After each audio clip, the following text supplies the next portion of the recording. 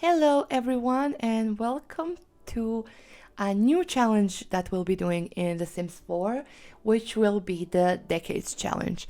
Now, the first video in this series will be just the introduction to the rules, the family that we'll be playing with, and the house we'll be playing in. And then in the second video, or part 2 of the first video, we'll go into the gameplay.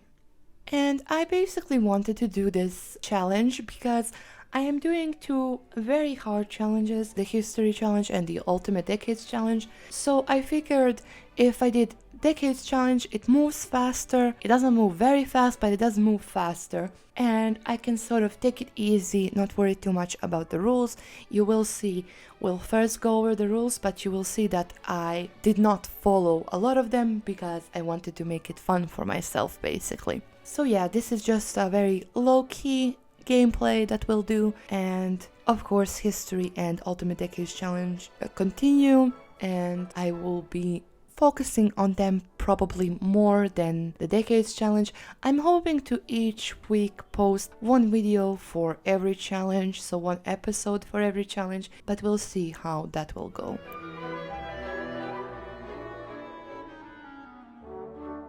Okay guys, let's take a look at the challenge rules. So in this Decades Challenge, you start way later than in the Ultimate Decades Challenge. So we are starting in 1890, and you're supposed to start with one young adult and find them a spouse, or with a married couple. I am starting with a married couple, but I did include not the parents of the Sims, but the siblings of each of the heirs, and one sim who is basically a live-in help, live-in maid. We are going to be living in Brightchester, so none of this applies, but this rule does. So it says here that you should start only with starter funds for the family, which I absolutely did not do. I think the house we live in is about 480,000 simoleons or something like that. And that's simply because I wanted us to play in a nice house. So what I've been thinking about, I built a whole backstory for the family to justify living in such a nice home. To keep things challenging, I've given one of the Sims the fabulously wealthy aspiration, and to complete it, you need to have earned 200,000 simoleons and have 50,000 in reserve. Instead of these 50,000, I shall try to get to 100,000 in reserve and 300,000 for having earned 300,000 in their lifetimes. If not, if we don't manage to do that, I will have the next generation move out of that house that we're living in and live in a more modest one. And as I sell the property, obviously I won't keep the money for any of the furnishings. And that's just because I want to avoid these bank loans, because I think that would be too complicated for me and I wouldn't be able to keep track of it. And then you also have some rules in regards to modern objects, but actually we are allowed to use most of the objects, so it's not too difficult. However, we will be needing to secure a cow plant for when World War I rolls around, and only specific jobs are available for men, and women can't have any careers. So the man in our family, he's in the law career, so that's fine. In regards to 1890s, only male heirs are allowed, just as in our Ultimate Decades Challenge, but here the daughters must have creative as their first trait.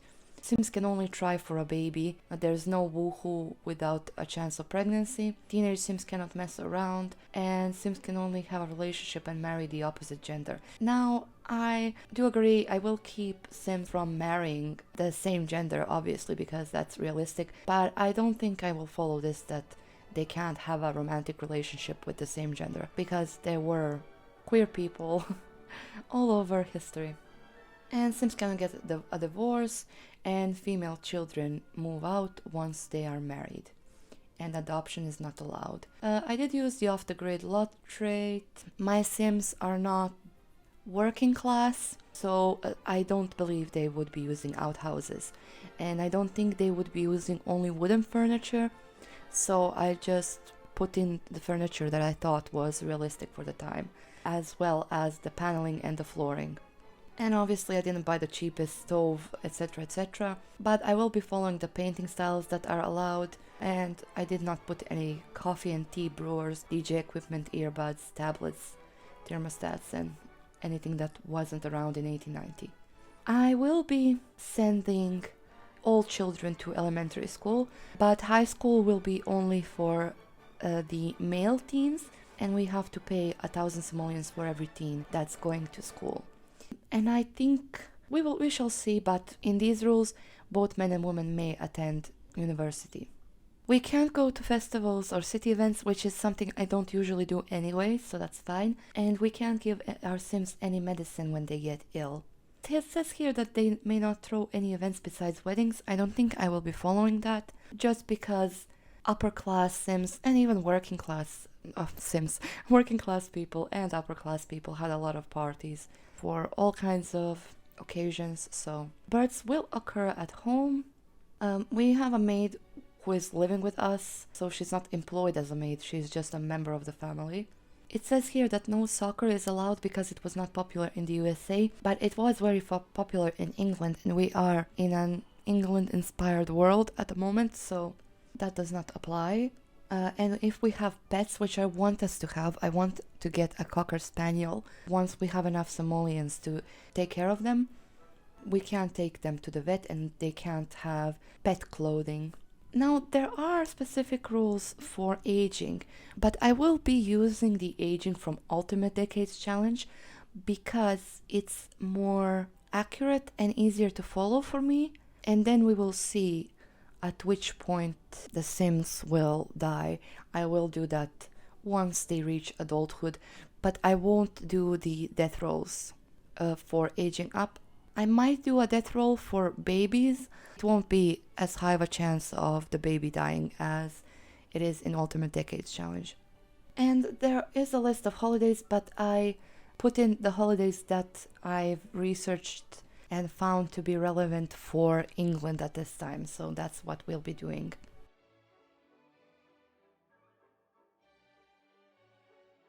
Now, before we go onto the family trees, which I'll show you just really quickly, let me introduce you to the Sims we'll be playing with. So this is Emilienne, if that's how it's supposed to be pronounced.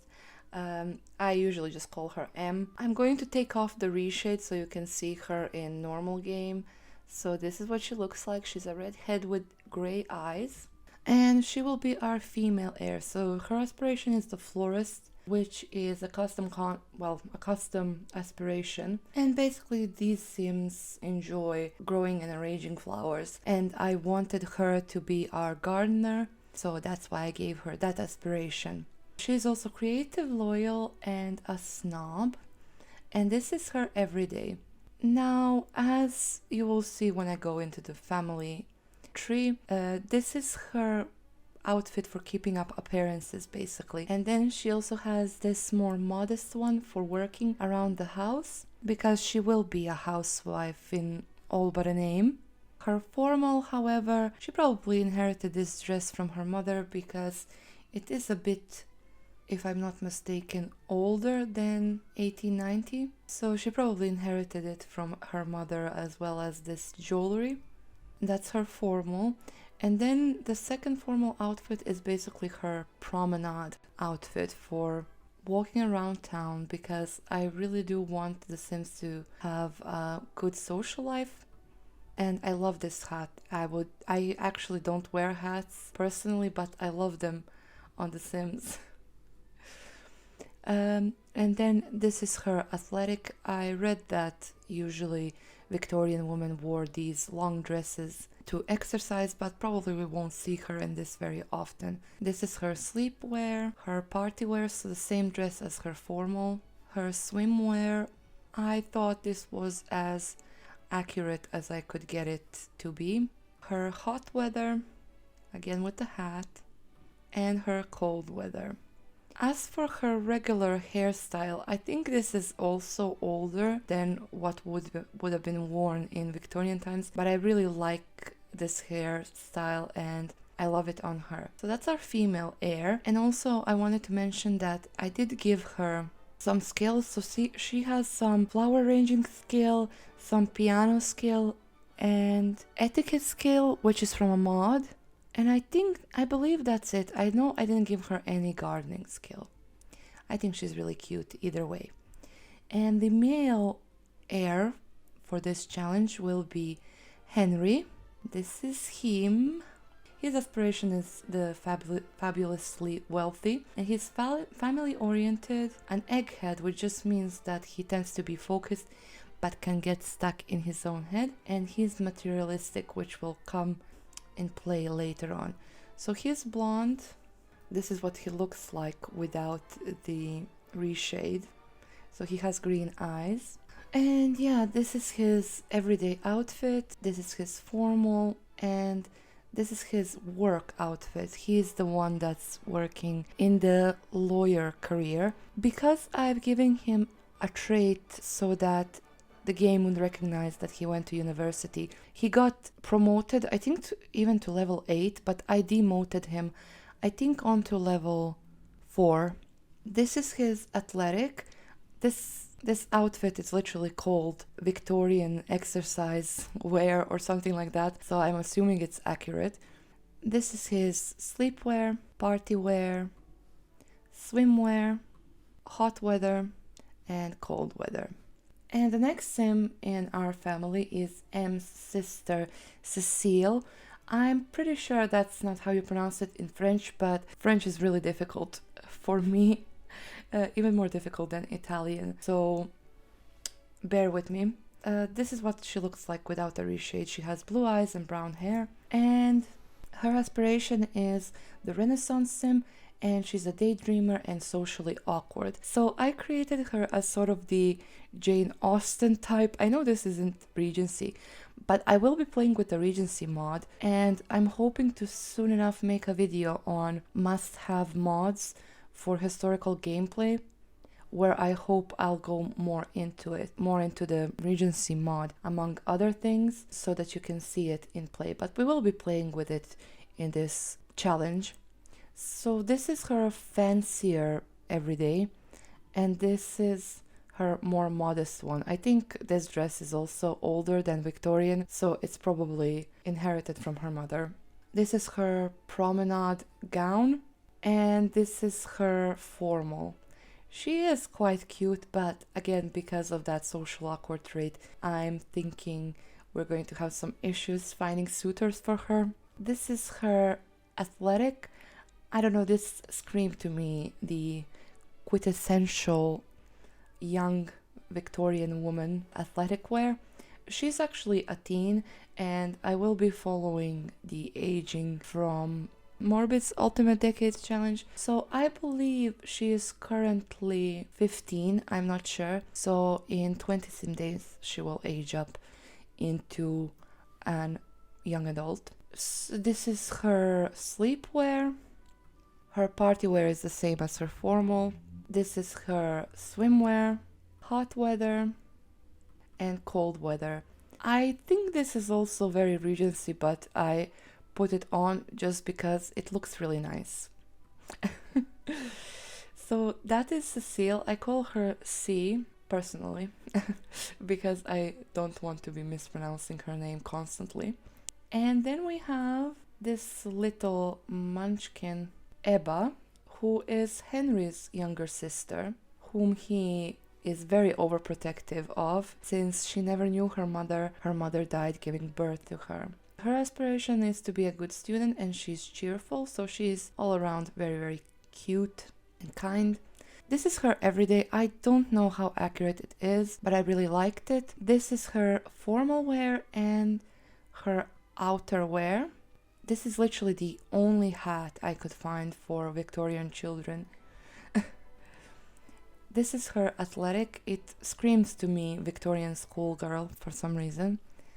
This is her sleepwear, her party wear, swimwear, hot weather, and cold weather. And the last member of our household is the maid that will be helping us around the house. And now the reason for this is that she used to work for M's family, and she basically raised Emilienne and Cecile, so M wouldn't let her go under any circumstances. Her aspiration is the home cooking enthusiast, which is basically just Sims who enjoy cooking, and she's proper, calm, and a foodie. So she's a very calming influence on everyone. She's soon going to age up into an elder. I won't show you her outfits because they're mostly the same, as you can see. And now I will just briefly guide you through the family trees just so we know the backstory. Now obviously, as you can see, I'm showing you the family tree on another app. It's not the Plum Tree app, and that's because this family tree is a lot easier to use, but I couldn't figure out how to link it in the description or otherwise, so this is just my own copy of the family tree. So we'll start with Henry's family tree. So as you can see, I imagine his family to be upper middle class, with his father continuing to run the factory that his grandfather had founded. And Henry's mother, Gertrude, was probably from a upper class family with not a lot of money, because during this time, during the 1800s, there were a lot of social exchange between aristocracy that was very poor and upper class that was very wealthy but didn't have enough money to keep up with their estates and all of that. So I'm imagining Henry's mother to be upper class but from a really poor family, which is why she could marry Henry's father. As you can see, Henry's grandfather and grandmother, they had 3 children, and Henry's father was the eldest, followed by his younger sister Charlotte, who married Edmund Rice. I see him as not part of any aristocracy. He had actually passed away, but Henry's aunt is still alive. Then his aunt had 2 children, Lavinia and Vincent. Lavinia married a Duke Vermont. I don't know if those surnames are accurate to England at this time. Probably not, but I just went with it.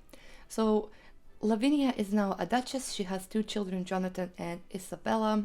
Isabella is a toddler and Jonathan is a child. And Lavinia's younger brother, Vincent, who inherited his father's wealth and all that, he married fairly recently, but they don't have any children.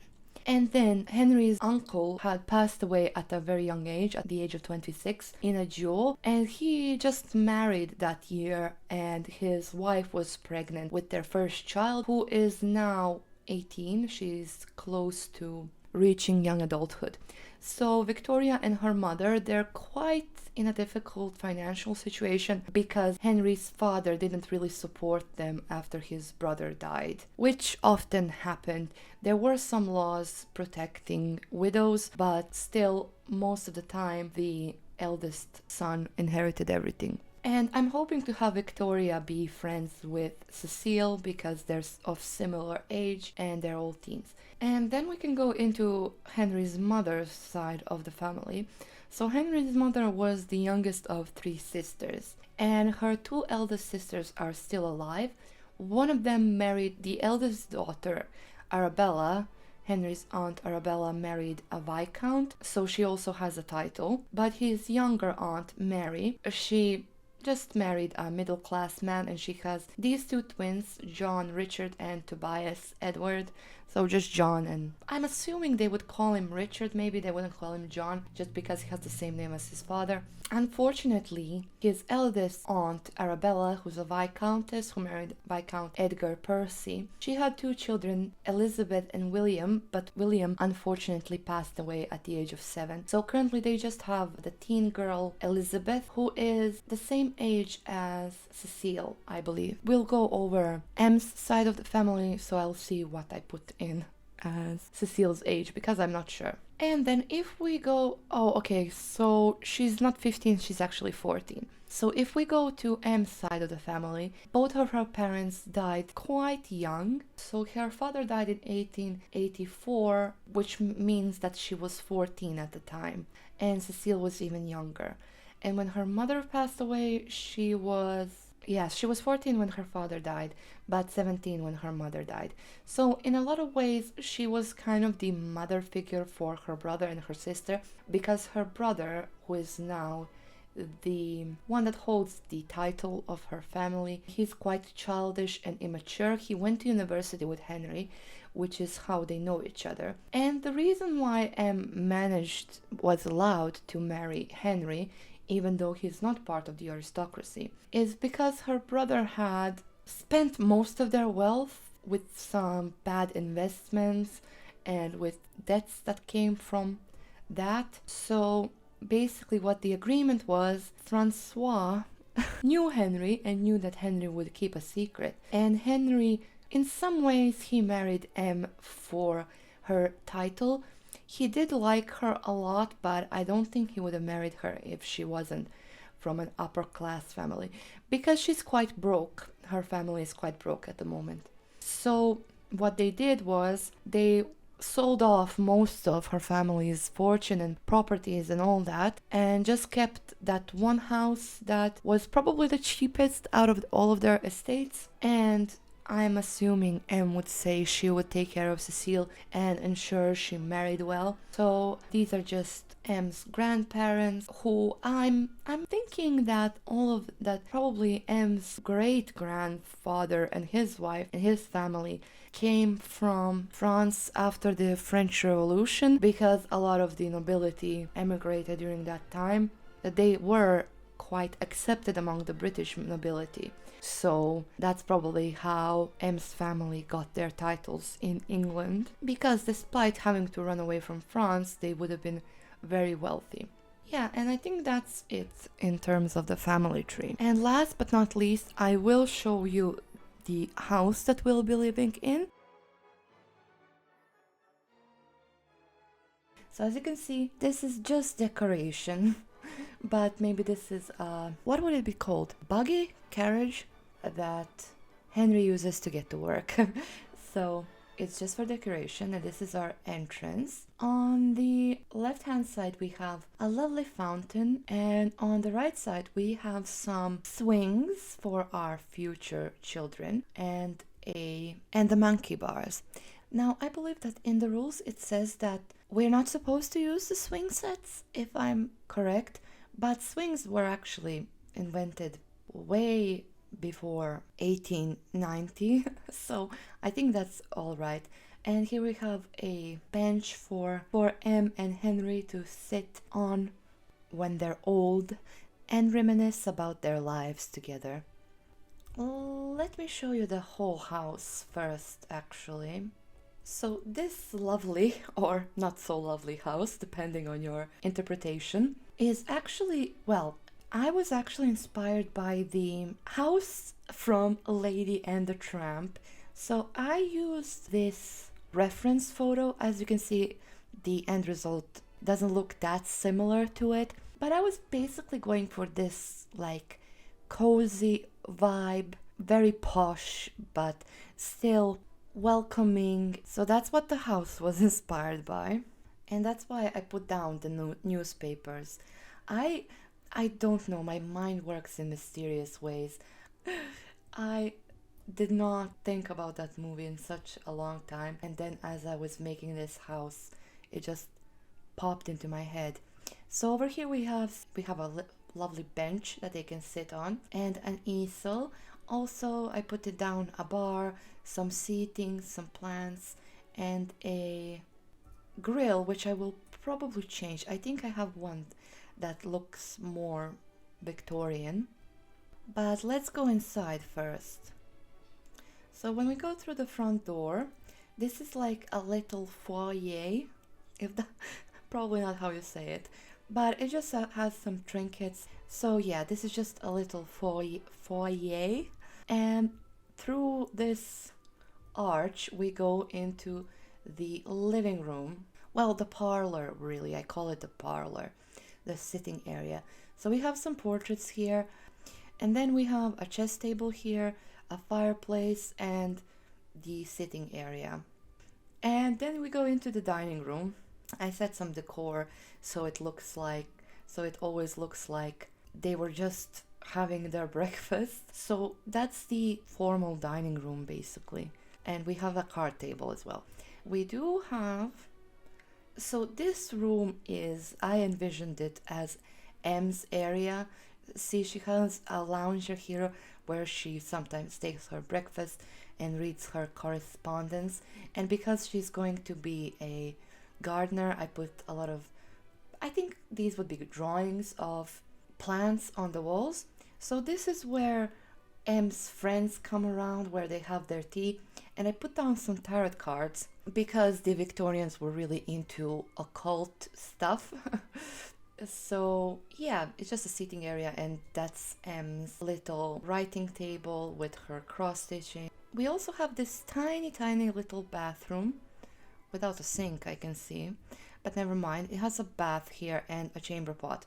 And the last room on this floor is the kitchen, which I really love. Kitchens are my favorite thing to decorate, and I hesitate to say design because I'm not that good, but yeah, I don't know. I thought it was quite nice. I really love it. And if we go upstairs, we reach this tiny little landing. So on my left hand side, we have the study library area with another piano, that I just went right into, and some seating. These are Henry's diplomas from university. Oh, there he is. This is his working area. This is where he works when he's at home. And this typewriter is actually a computer. And as you can see, that there's his coffee, which looks a bit too modern, and his cigar over there. And this is M's area, working area, where she answers letters, because I want to have her quite active in society. So I'm really hoping that we will have a very active social life. So if we go back through here, we have a bathroom on this floor with a potty and a chamber pot and a sink, la-di-da. And through here is the children's room. My headcanon is that all of this furniture was actually once upon a time Cecile's and M's. That's why it's so fancy and nice. So, I mean, I won't tell you what you can already see, but yeah, this is like the nursery basically. And probably if we have daughters, it's going to be the daughter's room, and the boys will be in another one. And through this door here is Mademoiselle's bedroom. So it doesn't have that much decoration because she is a servant here, but she's close so she can tend to the children. And the last room on this floor is Ebba's room, which is quite nice. And the last floor is where the bedrooms are. So this is completely empty. This landing, it doesn't even have the railing, which was actually by mistake, but now I'm thinking I might keep it because probably they ran out of money and it just had to stay like that. So if you go through here, it's just a long hallway because I suck at doing floor plans. And then we just have this empty room, which I purposefully left empty because we didn't have anything we could use it for at the moment. So probably in the future, if we have the money, we will decorate it further. And then right at the end of the hallway is Cecile's bedroom, which as you can see is a bit messy. So yeah, she has an easel and some painting supplies and a lot of newspapers on the floor to protect the carpet. Right to her bedroom is the master bathroom, which has his and hers sinks and a bathtub. And this is the master bedroom actually. And they have some seating here, a breakfast tray and some coffee, which I'm pretending is tea. And they have a balcony, which just has this table and those 4 chairs. And then through here is Henry's wardrobe and M's wardrobe. She has this giant mirror right here, and she also has this vanity, but it's not actually usable. It's just there for decoration because I love clutter, basically. So yeah, that's M's wardrobe. And that's it for the house tour. So guys, that will be it for this video. I hope you enjoyed it. I had to cut it a bit short because it was getting too long. If you enjoyed it, I would be so grateful if you left a like or a comment or subscribe to the channel. The gameplay video for this challenge will be coming out in a couple of days, I believe. So I will see you then, and I hope you're having a great evening, morning, afternoon, or night, wherever you are. Bye bye.